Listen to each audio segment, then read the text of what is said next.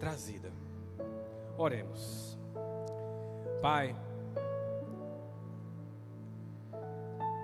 essa casa é tua e esse povo é teu. A palavra é tua. Tudo que aqui se faz é para o louvor da tua glória. Quem sou eu, Pai, para trazer uma mensagem ao teu povo? Eu sou muito pequeno e sem ti eu não sei fazer nada. Então, Espírito Santo de Deus, neste lugar, age com liberdade. Faz o que quer, do jeito que quer, porque eu sei que o Senhor faz como quer, sem nem precisar dar satisfação. Eu peço apenas que me use como vaso e instrumento teu. Abençoa cada vida que chegou até aqui.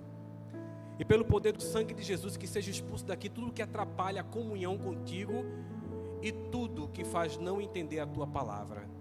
Em nome de Jesus. Amém. Eu peço que os irmãos estejam atentos à palavra e abram suas Bíblias no livro de Jó, capítulo 1, e vamos ler até o versículo 5.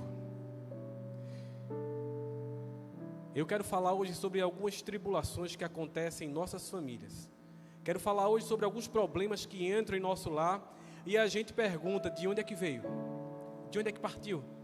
Por que aconteceu isso comigo? Eu quero que você saia daqui hoje à noite no entendimento do que pertence a você e do que pertence a Deus. E como você faz para que seu lar seja um lar de bênção. Jó, capítulo 1, do 1 ao 5.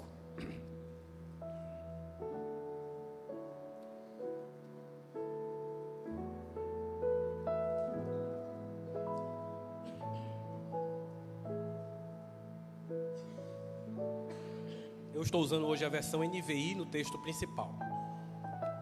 Diz assim: na terra de Uz vivia um homem chamado Jó. Era um homem íntegro e justo, temia a Deus e evitava fazer o mal.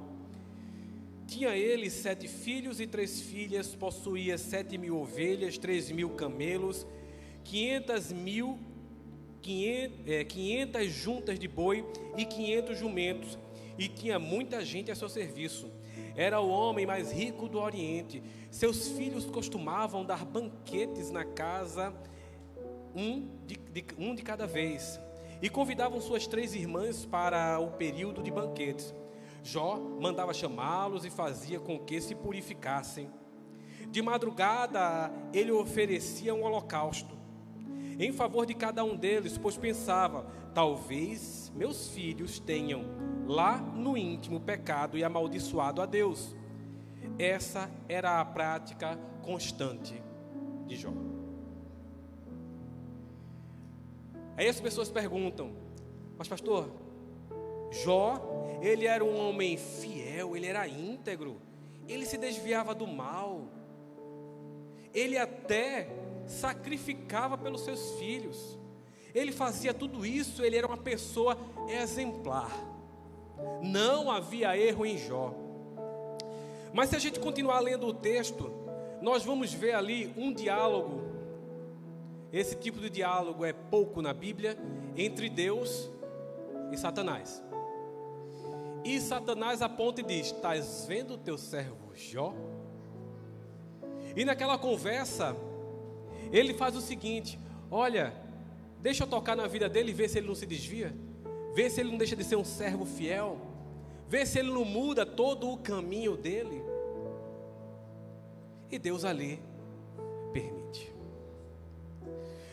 Mas uma coisa que eu quero que os irmãos entendam: biblicamente, de Gênesis a Apocalipse, a gente que vê, a gente enxerga, a gente entende, a gente estuda que em Deus não há maldade, que em Deus não se encontra caminhos maus, que Deus, ele não age para destruição, Deus age para o bem da humanidade.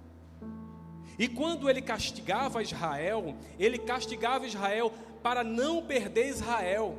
Ele castigava o seu povo para que o seu povo estivesse com ele, para que o seu povo seguisse a ele. E talvez tenha alguém aqui dizendo: ei, esse Jó aí parece comigo, ó. Eu leio a Bíblia todo dia. Todos os dias pela manhã eu faço minha devocional. Eu oro. Eu estou na igreja. Olha, pastor, eu vou na igreja na quarta-feira, chego primeiro que todo mundo. No domingo pela manhã eu sou o primeiro. Eu já tenho até o meu banco marcado lá. Naquele banco ninguém senta. Pastor, eu vou para a EBD. Eu faço parte da escola bíblica dominical. No domingo à noite eu estou na igreja lá, levanto minha mão, eu choro, eu fecho os olhos, eu faço de tudo lá. Pastor, eu estou até me qualificando, vou aprender a tocar um instrumento, vou para o grupo de louvor.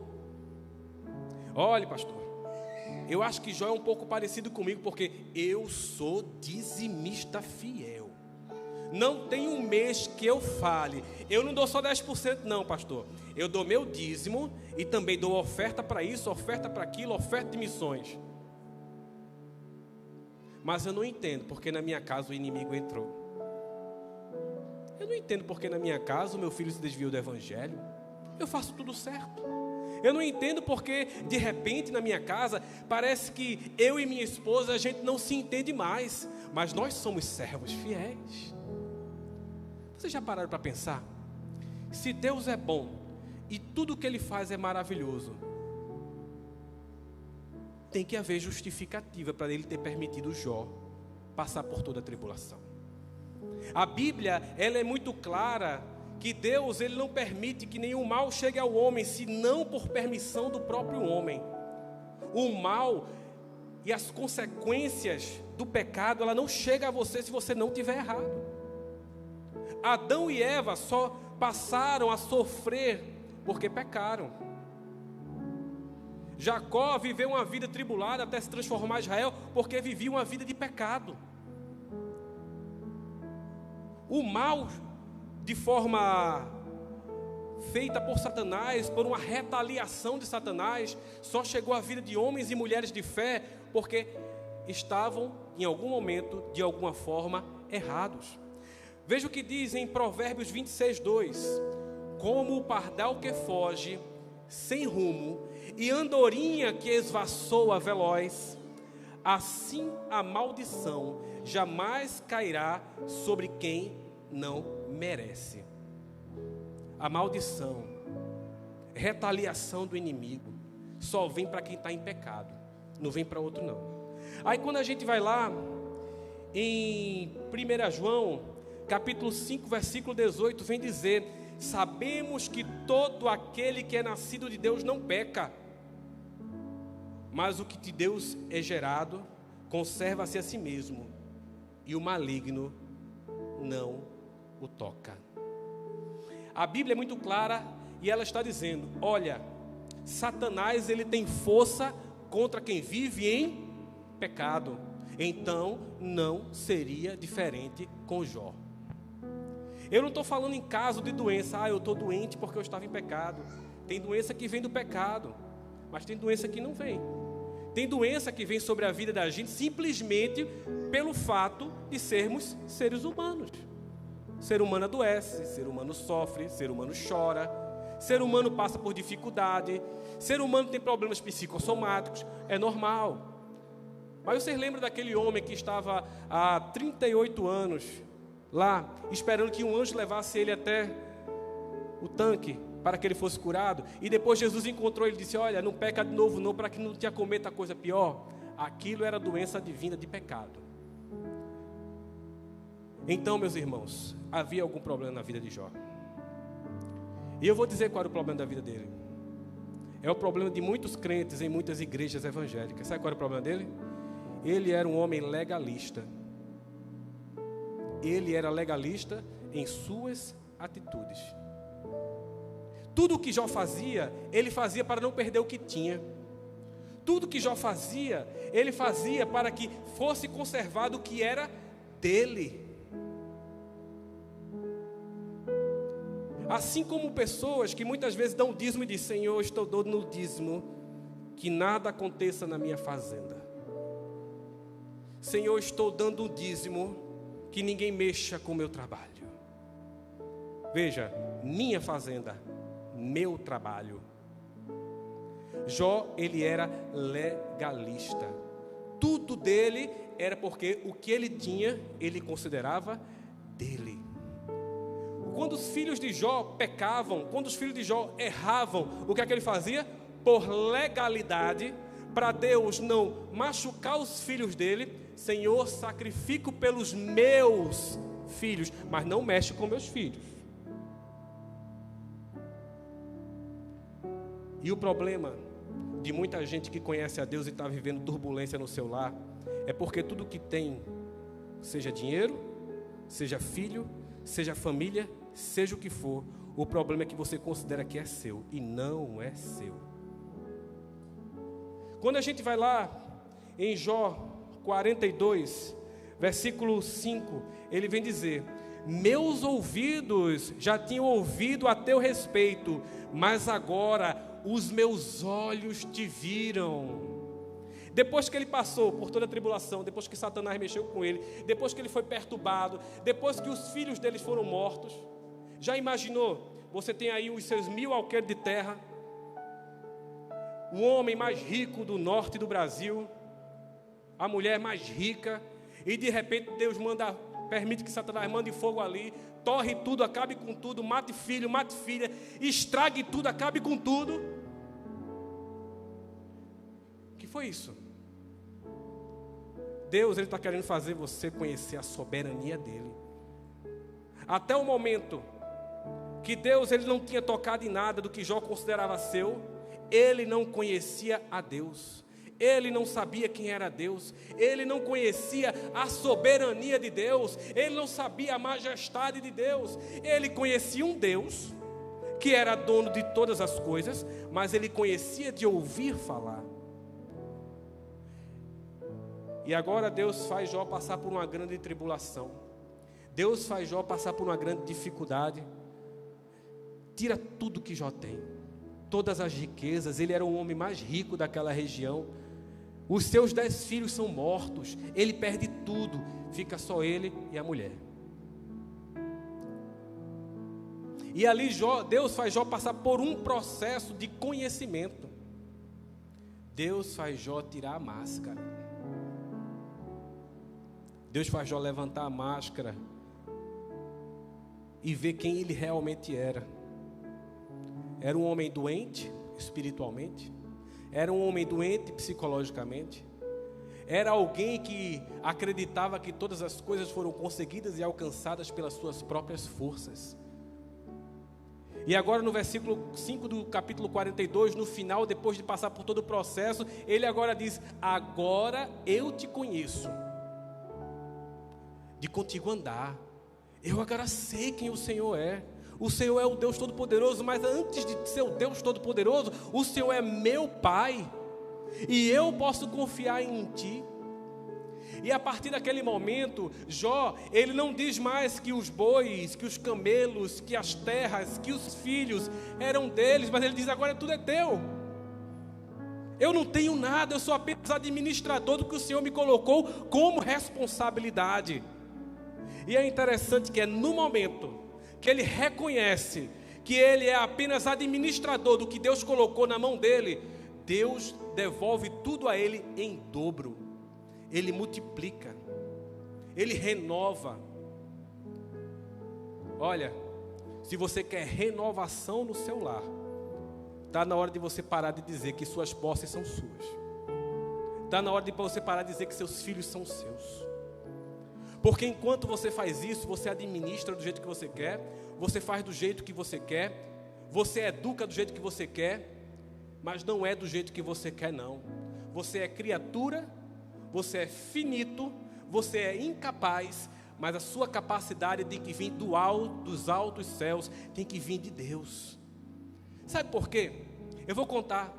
É porque quando você considera que tudo é de Deus e não mais seu, entendi. Pastor, então quer dizer que a geladeira da minha casa é de Deus? É de Deus. Aí sabe o que você faz? Você abre a geladeira, você pega aquelas latinhas de cerveja, aquela bebida alcoólica, joga tudo fora, pega e joga tudo no lixeiro, porque a geladeira é de Deus e Deus não colabora. Ele não gosta de bebida alcoólica, Ele não quer gente embriagada dentro da sua casa. Quando você entende que a sua casa é de Deus e não sua, aquelas palavras torpes que fazem parte do teu vocabulário diário, dentro dessa casa você já não vai mais usar ela, porque ali é a casa de Deus. E você vai dizer, não, opa, não vou mandar para aquele canto não, nem vá, não vou dizer mais isso não, porque aqui é a casa do Senhor. Gente, Jó perdeu tudo porque ele não conseguia entender isso. O que é que ele fazia? Ele fazia sacrifícios e tinha atitudes para proteger o que ele considerava que era seu. Sabe, eu tenho recebido mães, eu e minha esposa, eu tenho ouvido pai e mãe que diz, sabe o quê? Ei, pastor, eu estou muito triste. Mas está muito triste por quê? O meu filho está com 18, 19 anos e dá uns gritos em mim dentro de casa. Como é que é?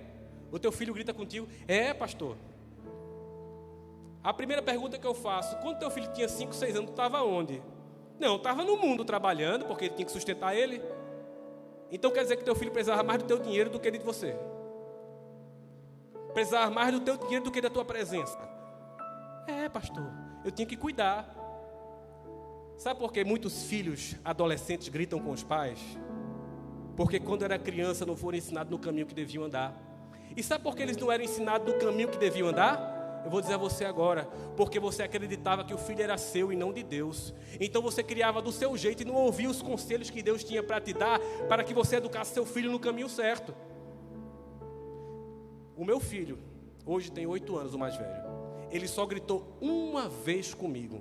Porque na única vez que ele gritou comigo, ele virou garoto propaganda da minha sandália.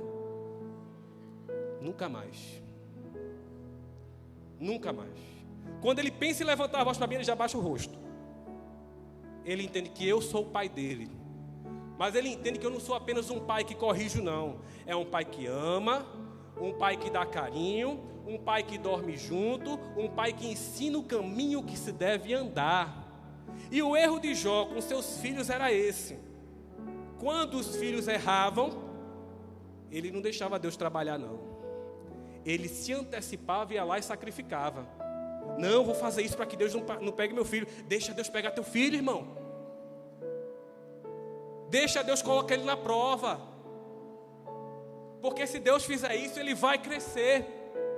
Ele vai ser um servo do Senhor.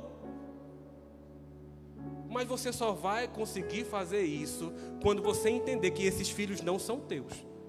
Você é apenas cuidador. Você apenas abençoa ele. Você recebeu o que está lá no Salmo 127. Eles são herança do Senhor. Mas não são teus, são de Deus. E a partir desse momento você vai começar a entender o que é educar uma criança. Da mesma forma que Jó fazia com seus filhos quando erravam, sabe? Jó presenteava os filhos dele. Ah, meu filho errou. Ô, pai do céu, não faz isso não. O que é que ele dizia? Filho, vai pra farra, dá festa à vontade, porque depois eu vou lá e sacrifico de novo. De forma indireta e inconsciente, essa era a mensagem que Jó passava para os seus filhos. Assim você, pai e mãe que está aqui, eu quero te falar uma coisa. Quando teu filho errar, não dá presentinho não. Ensina ele o caminho. Castiga ele. Tira dele o que ele gosta. Coloca ele no cantinho do pensamento. Porque ele vai aprender o caminho que ele deve andar. Sabe por que também isso acontece? É porque tem uma coisa chamada internet, rede social, Google. E ali tem os psicólogos modernos que não têm diploma. Eita, o teu filho está fazendo isso. Leva para o psicólogo. Deixa ele lá um tempo com o psicólogo. Os psicólogos modernos dizem que se você castigar seu filho, ele vai crescer um adolescente revoltado. Ele vai ser revoltado com a vida. Mentira! É mentira! O que a internet está dizendo para você é mentira. O teu filho precisa de um pai, de uma mãe presente, que seja exigente, que seja responsável, que ensine o caminho que se deve andar, mas que seja amoroso, cuidadoso, respeitador, que não abuse moralmente nem sexualmente da criança. Já faz algum tempo que eu trabalho com aconselhamento, trabalho na área de psicanálise. E uma coisa que eu tenho achado muito interessante, muitos jovens que eu atendo entre 18 e 23, 24 anos, quando a gente faz uma análise profunda sobre o motivo pela qual ele está ou depressivo, ou então ele está revoltado, sabe o que é? Escuta aqui, homens, sabe o que é? A ausência da figura paterna. Ou então a presença de uma figura paterna espancadora e abusadora. A ausência de um pai e também de uma mãe que na hora certa não deram o castigo nem o direcionamento certo. E aquela pessoa cresce desnorteada porque não tinha ninguém para conduzir. Porque o pai e a mãe não tinha tempo para dar atenção. Então, para compensar o tempo que não conseguia dar atenção, sabe o que fazia? Tome videogame, tome celular novo, tome iPhone, tome isso, tome aquilo. Sabe por quê? Porque o pai ou a mãe trabalhava de domingo a domingo. E quem criava ele era a babá, ou era a avó, ou era o avô. Eram terceiros que criavam. Eram terceiros que cuidavam. Mas por quê? Porque os filhos eram deles, não eram de Deus. Se você quer evitar a destruição do teu lar, se você quer evitar que haja motivos para Satanás entrar no teu lar e fazer o que quer, chegou a hora, chegou o momento de hoje você entender e entregar os teus filhos a Deus. Parar de sacrificar por eles e sacrificar eles. Quando eu digo sacrificar, não é matar não, tá? Quando eu digo sacrificar, é fazer com que eles entendam o que é a vida. Uma coisa muito interessante, os jovens que eu mais tenho trabalho, que fazem parte do louvor, para estar no ensaio pela manhã, sabe quais são? Aqueles que quando era criança, o pai dizia, não, vai levar meu filho para a igreja não, ele não é obrigado a ir para a igreja não. Enquanto teu filho não chegou ainda aos 18 anos, ele obedece a quem coloca o arroz na mesa. E se você pela manhã vai para a igreja, acorda o garoto, vai, levanta, tu vai. Quando você tiver discernimento, aí você escolhe o caminho que você quer seguir. Mas enquanto estiver comigo, sou eu que ensino. Não acorda o menino não. Ele passou a semana todinha acordando cedo para ir para a escola, acorda ele para ir para a IBD não. Coitado, é domingo. Coitado do teu filho vai ser quando ele crescer e não tiver responsabilidade nenhuma no reino de Deus. Ele vai ser coitado nessa hora. É hora de você entender que é enquanto ele é pequeno que se educa. É hora de você compreender que ele não é teu, é de Deus. Para de mimar demais teu filho. Ensina ele a ser homem, ensina ela a ser mulher. Dá a responsabilidade. Não, meu filho é homem. Aqui em casa quem varre é a menina, é a filha. Quem lava os pratos é a menina. Ei filho, fica aí sentadinho. Tu não está formando um macho não, tu está formando um covarde. Ensina teu filho a ter tarefa. Ensina teu filho a ser homem desde cedo. Ensina tua filha a ser menina desde cedo, a ser mulher. Porque aí Satanás não vai encontrar espaço dentro da tua casa para fazer o que quer. Porque o que fez com que a família de Jó fosse completamente destruída foi isso, legalidade. Dava o dízimo,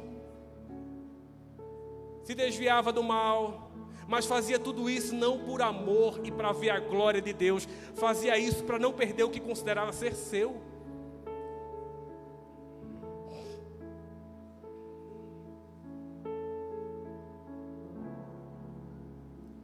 Sabe?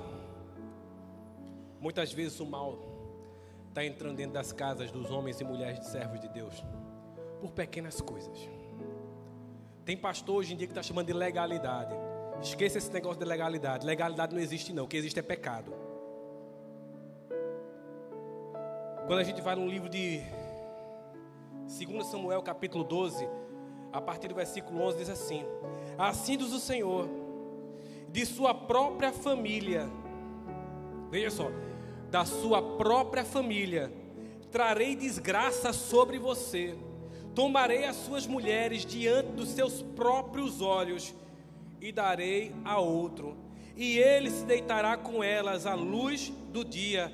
Você fez isso às escondidas, mas eu farei diante de todo Israel em plena luz do dia. Era o profeta Natã. Ele estava falando, sabe o que para Davi? Dizendo: ei Davi, Deus viu, ninguém viu, mas Deus viu. Às escondidas adulteraste com Batseba. Às escondidas mandaste matar Urias. Mas nada se esconde de Deus. E o que você fez às escondidas, os teus filhos, a tua geração, fará a luz do meio-dia. E todo mundo vai ver o que aconteceu dentro da tua casa. Quer deixar Satanás entrar na tua casa?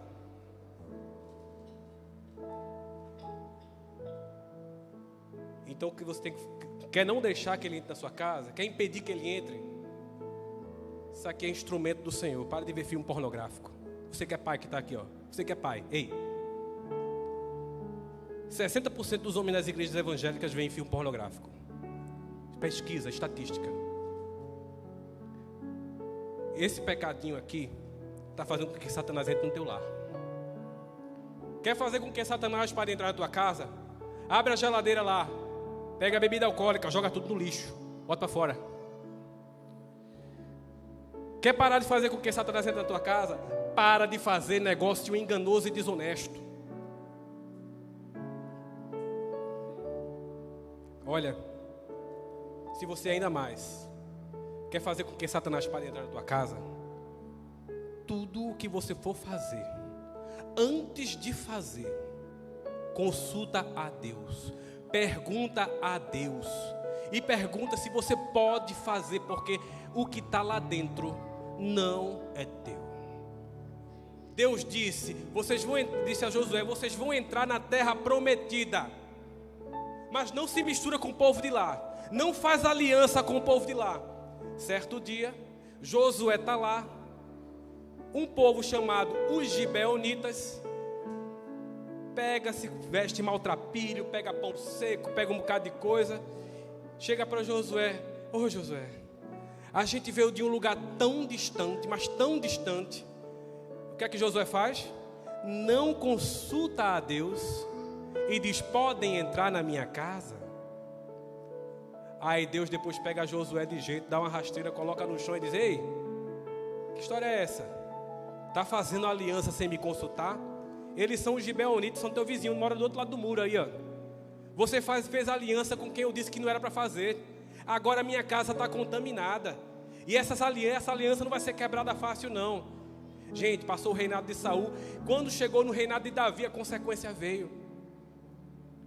Olha, a tua família, a tua casa pertence a Deus.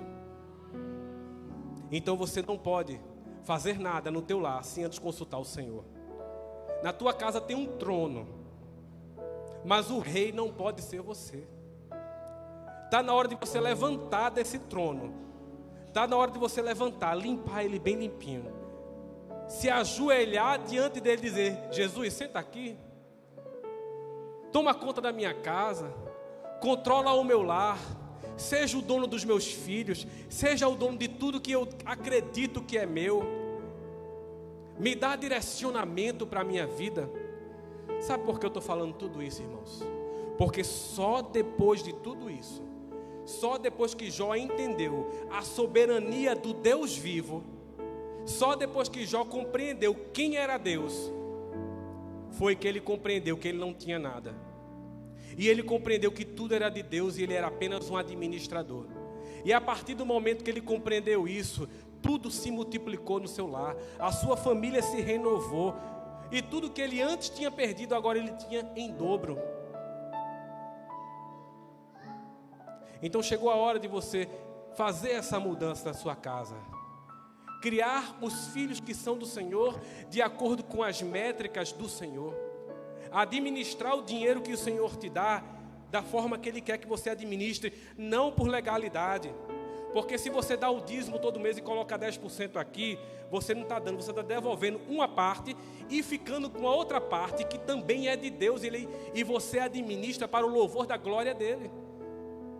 Se você compra um ventilador na tua casa, é para a glória de Deus. Se você compra um pacote de açaí para tomar com a família, é para a glória de Deus. Vocês entendem? Vocês estão conseguindo compreender? Se você decide comprar um sapato para o teu filho, é para a glória de Deus. Porque tudo é dele. Chegou agora o momento de você se despojar do seu próprio ego, deixar de ser egocêntrico, de colocar o centro da vida em você e passar a ser cristocêntrico. O centro da vida está em Jesus Cristo, e tudo que Ele mandar, eu vou fazer no meu lar.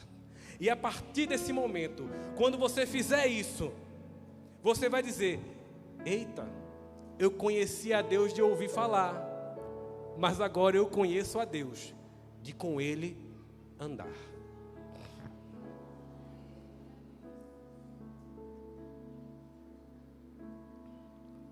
E nesse momento, eu queria saber se aqui neste lugar tem alguém que ainda não entregou sua vida para Jesus Cristo.